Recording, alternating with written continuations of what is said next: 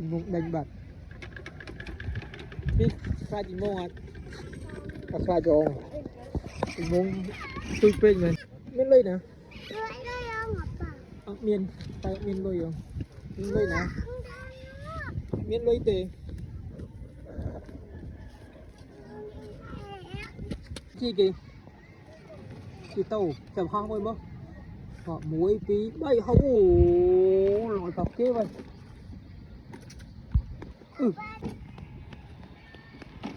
ta bạt chơi dẹp rồi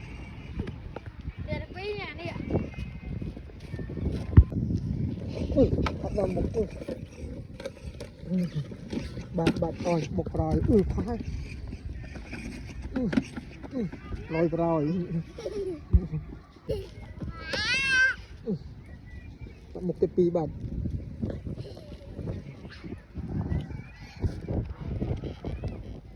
thì mình lên chỉ cần cái pi mấy cái pi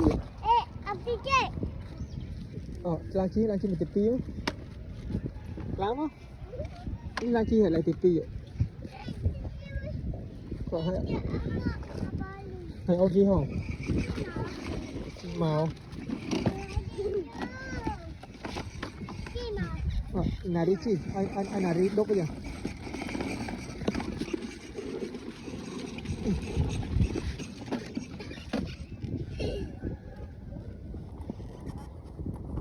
nó chỉ bị thao má nó chỉ thao pan này ạ khơi nhìn hoa cái pi nó chi lại nó chi tại cái tía chỉ ba cái lại cái tía là điệp chặt chi rồi pi thao số mà pan này ạ thấy nhất thì thao tại bạt nọ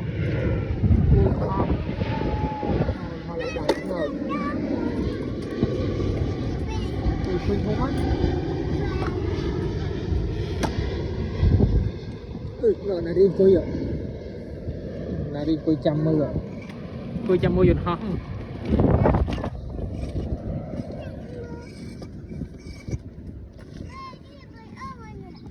chim là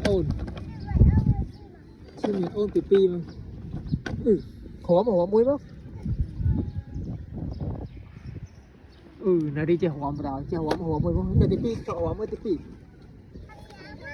pi sao hóa muối mất tình môn mà rồi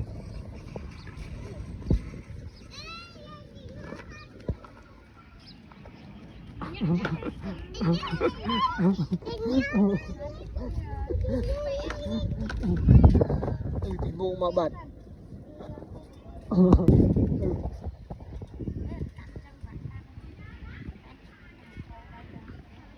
thì khi mà tình môn mến tình môn mà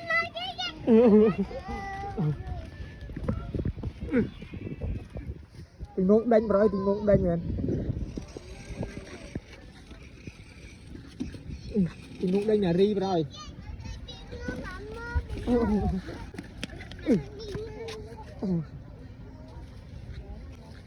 tình môn đánh bật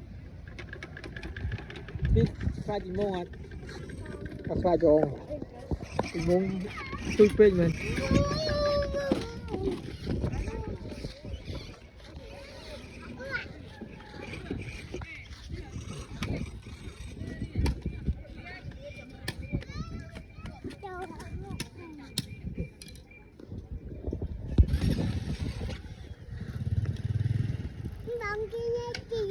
bông tin giờ kìa ơi kì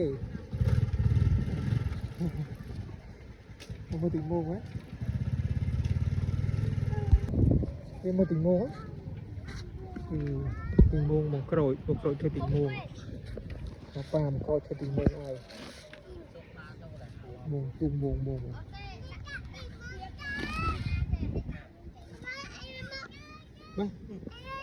miên lôi nè miên tay miên lôi không miên lôi nè miên lôi tê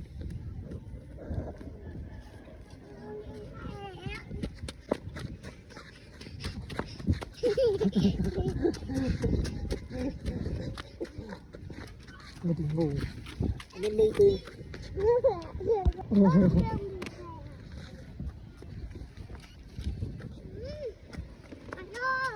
Nấu nấu, vậy sẽ nấu nấu tiếp. Cậu một rồi. Ngượng lên. Liêng máu ấy. Chỉ còn tí nữa trên rồi rồi.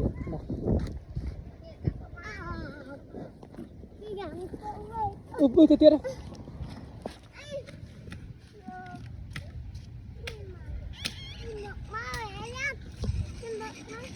Chị một màu.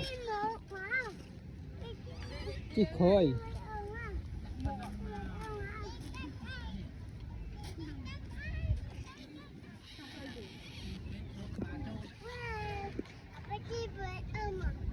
Chi tiết hạch bạn. Chị bạn mô tô bọc. Hoa men. Ngủ. Cái chơi chạy ư. Cái tí chụp hòn tô rồi. Bá. Bá thôi. Vừa là rồi, vừa rồi.